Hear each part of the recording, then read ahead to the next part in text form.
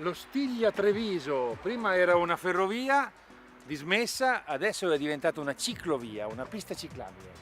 E qua siamo alle porte di Treviso.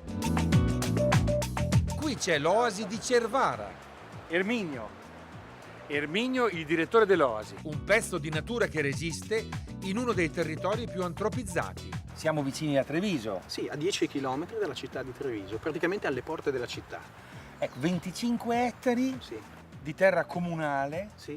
salvata da capannoni, urbanizzazione e quant'altro, un'oasi in senso stretto proprio. Sì, siamo un po' circondati dalla civiltà, però resistiamo e conserviamo l'ultima grande palude che è sopravvissuta intatta lungo le sponde del fiume Sile. Ed è il luogo dove i visitatori possono avvicinarsi alla natura e alla storia del Sile attraverso anche tutte le attività, le animazioni che noi organizziamo all'interno del parco. Ecco, attività, animazioni, tipo prima abbiamo visto dei bimbi che stavano prendendo confidenza con dei rapaci. Quello è il progetto della Selva dei Gufi, un progetto che ha come obiettivo permettere l'incontro tra il comune cittadino e una natura che di solito non si conosce, che è quella dei rapaci notturni. Qui si può passeggiare a contatto con la natura, si può fare birdwatching, si può venire a fotografare gli animali, abbiamo dei capanni fotografici bellissimi e poi partecipare a tutte le animazioni che organizziamo, come le favole a merenda, l'incontro coi gufi, le lezioni sulla vita delle cicogne, ad esempio.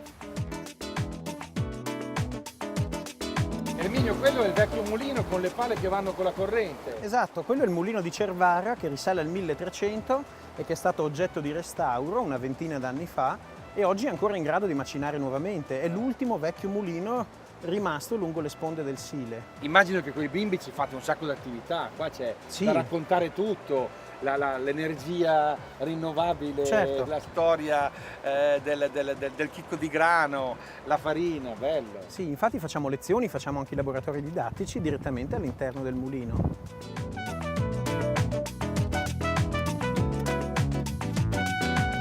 Questo è il punto in cui il canale della Piovega si unisce al corso principale del fiume Sile e stiamo uscendo praticamente dal perimetro dell'Oasi.